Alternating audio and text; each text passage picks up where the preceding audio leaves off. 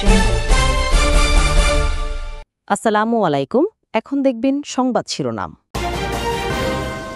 চাকসু নির্বাচনের প্রচারের সময় শেষ হচ্ছে আজ। ক্যাম্পাস চষে বেড়াচ্ছেন প্রার্থীরা, রাকসুতেও জমজমাট প্রচার। কর্মসূচিতে পুলিশি বাধার প্রতিবাদ সহ 4 দফা দাবিতে চলছে এমপি ও ভুক্ত শিক্ষকদের কর্মবিরতি। কোথাও পাঠদান বন্ধ, কোথাও চলছে। সারা দেশে দ্বিতীয় দিনের মতো চলছে টাইফয়েডের টিকাদান। শিশুদের নিয়ে কেন্দ্রগুলোতে অভিভাবকদের ভিড়। চুয়াডাঙ্গায় বিষাক্ত স্পিরিট পানে 6 জনের মৃত্যুর ঘটনায় আইনশৃঙ্খলা বাহিনীর নিষ্ক্রিয়তাকে দোষেন স্থানীয়রা। মাদকের বিস্তার ঠেকাতে কঠোর ব্যবস্থার দাবি। এতক্ষণ শুনছিলেন সংবাদ শিরোনাম, এখন দেখবেন বিস্তারিত। আজ রাত 12টায় শেষ হচ্ছে চট্টগ্রাম বিশ্ববিদ্যালয় কেন্দ্রীয় ছাত্র সংসদ চাকসু নির্বাচনের প্রচারের সময়। তাই শেষ মুহূর্তে ভোটারদের মন জয় সকাল থেকে ক্যাম্পাস চষে বেড়াচ্ছেন প্রার্থীরা।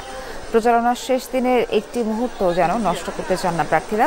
ভোটারদের দাঁড়ে দাঁড়ে গিয়ে প্রার্থীরা দিচ্ছেন আবাসন, যাতায়াত, নিরাপদ ক্যাম্পাস ও গবেষণা খাতে উন্নয়নের প্রতিশ্রুতি।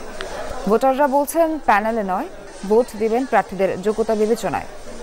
চাকসু নির্বাচনে অন্তত 14টি প্যানেল ঘোষণা করেছে প্রার্থীরা। নির্বাচনের কেন্দ্র ও হল সংসদ মিলিয়ে 907 জন প্রার্থী প্রতিদ্বন্দ্বিতা করছেন। আগামী 15 অক্টোবর অনুষ্ঠিত হবে ভোট গ্রহণ।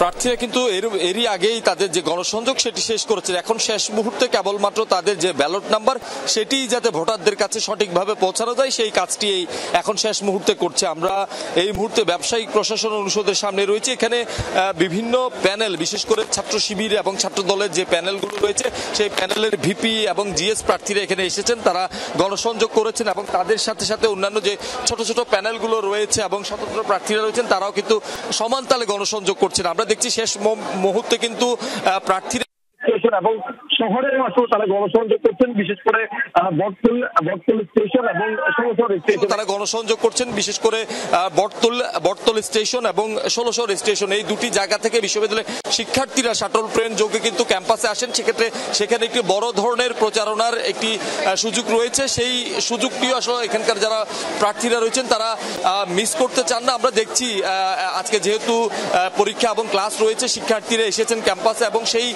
অনাবাসিক শিক্ষার্থীদের কাছে নিজেদের ব্যালট নাম্বার আসলে পৌঁছে দিতে এবং তাদের যে প্রতিশ্রুতি সেটি আসলে তুলে ধরছেন প্রার্থীরা। এবং সকাল থেকে আমরা দেখছি যে প্রার্থীরা তাদের যে গণসংযোগ কার্যক্রম সেটি করছেন। ছাত্র দলের মনোনীত যারা প্রার্থীরা রয়েছেন তারা আসলে বারবারই বলছেন তারা নানা ধরনের অভিযোগ নির্বাচন কমিশনে দিয়েছেন, সেই অভিযোগগুলো কিন্তু এখনো পর্যন্ত সুরাহা করেনি। রাজনীতি শিক্ষকদের কর্মসূচিতে পুলিশি বাধার প্রতিবাদ সহ 4 দফা দাবিতে এমপিওভুক্ত শিক্ষা প্রতিষ্ঠানগুলো চলছে শিক্ষকদের অনির্দিষ্টকালের কর্মবিরতি।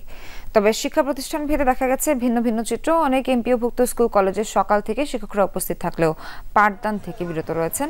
দাবি দেওয়া পূরণ না হওয়া পর্যন্ত কর্মসূচি চালিয়ে যাওয়ার ঘোষণা তাদের।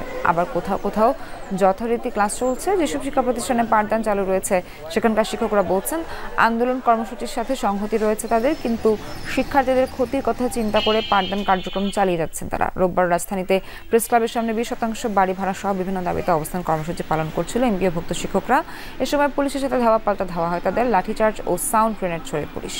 শিক্ষকের উপরে যে হামলা হয়েছে তার প্রতিবাদে এবং কর্মবিরতির জন্য আমরা আজকে সবাই কর্মবিরতিতে বসছি। যতক্ষণ পর্যন্ত আমাদের দাবি দেওয়া শেষ না হয় অথবা কেন্দ্রীয়ভাবে নির্দেশ না আসে ততক্ষণ আমাদের এই কর্মবিরতি চলতে থাকবে। আমাদের আন্দোলন অব্যাহত থাকবে যতদিন পর্যন্ত জাতীয়করণ করানো হবে। আমরা কেন্দ্রের নির্দেশে আমরা কর্মবিরতিতে থাকব।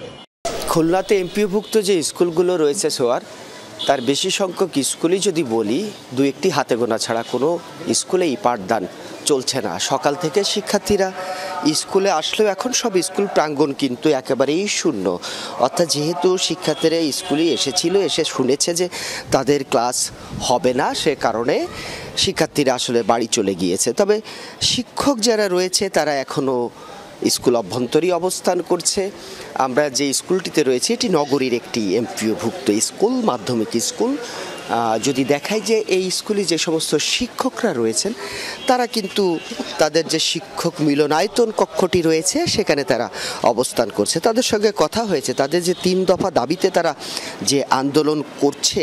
শিশুদের টাইফয়েড থেকে সুরক্ষায় সারা দেশে দ্বিতীয় দিনের মতো চলছে জাতীয় টাইফয়েড টিকাদান কর্মসূচি। সকাল থেকেই রাজশাহী, জামালপুর, খুলনা, ময়মনসিংহ, রংপুর সহ দেশ জুড়ে এই প্রতিষেধক দেওয়া হচ্ছে। মাসব্যাপী এই কর্মসূচিতে সরকার প্রায় 5 কোটি শিশুশিল্পী কিশোর কিশোরীকে বিনামূল্যে এই টিকা দিচ্ছে। অনলাইনের পাশাপাশি জন্মসনদ ছাড়া ম্যানুয়াল পদ্ধতিতেও এই টিকার জন্য রেজিস্ট্রেশন করা যাচ্ছে। 12 থেকে 30 অক্টোবর নিকটস্থ স্কুল এবং 1 থেকে 13 নভেম্বর টিকা দেওয়া যাবে কমিউনিটি ক্লিনিকে। মানুষ খুব সহজেই টাইফয়েডে আক্রান্ত হয় এবং সঠিক সময়ে টাইফয়েড নির্ণয় করতে না পারায় অনেককেই মৃত্যুবরণ করতে হয়েছে। আর এই কারণেই কিন্তু সরকার সারা দেশব্যাপী টাইফয়েডের টিকা বিনামূল্যে দেওয়ার উদ্যোগ নিয়েছেন এবং গতকাল থেকেই এই কার্যক্রম শুরু হয়েছে। এবং বরিশালে যদি লক্ষ্যমাত্রা বলি, বরিশাল বিভাগে 26,14,000 মানুষকে এই টিকা দান কর্মসূচির আওতায় আনার লক্ষ্যমাত্রা নির্ধারণ করেছে স্বাস্থ্য বিভাগ এবং সেই লক্ষ্যমাত্রাকে কেন্দ্র করেই কিন্তু গতকাল থেকে তারা টিকা দিয়ে যাচ্ছেন। এবং এরই মধ্যে যেমনটা জানানো হয়েছে যে প্রায় 10 লাখ মানুষ এই টিকার আওতায় আসার জন্য তারা রেজিস্ট্রেশন করেছেন অনলাইনে এবং এখনও রেজিস্ট্রেশন চলছে। এবং সকাল থেকে বরিশালের বিভিন্ন শিক্ষা প্রতিষ্ঠানে যারা ইপিআই কর্মী রয়েছেন তারা এই টিকাদান কার্যক্রমটি চালিয়ে যাচ্ছেন এবং শিক্ষার্থী এবং অভিভাবক উভয়ের মধ্যেই আমরা কিন্তু এই টিকা নিয়ে আগ্রহ দেখেছি।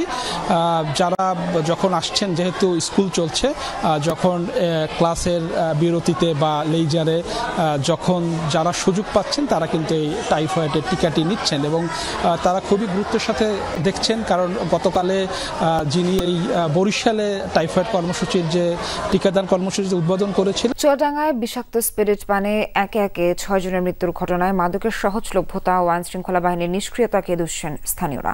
তারা বলছেন, হাত বাড়ালেই সহজেই মিলছে বিভিন্ন ধরনের মাদকদ্রব্য। মরণনেশা এসব মাদকের ভয়াল থাবায় ঘটছে প্রাণহানি, ধ্বংস হচ্ছে সমাজ। এদিকে নিহতদের মধ্যে 4 জনের মরদেহ গোপনে দাফন হলেও বাকি 2 জনের মরদেহ ময়নাতদন্তের জন্য মর্গে নেওয়া হয়েছে। গত বৃহস্পতিবার রাতে চুয়াডাঙ্গা সদরের ডিঙ্গেদহ বাজার এলাকায় একসাথে বসে স্পিরিট পান করেছিলেন কয়েকজন দিনমজুর শ্রমিক। বিষক্রিয়ায় তাদের মধ্যে শনিবারে 2 জন ও রোববার 4 জনের মৃত্যু হয়। প্রথমে বিষয়টি ধামাচাপা দেওয়ার চেষ্টা হলেও পরে তা প্রকাশ্যে আসে।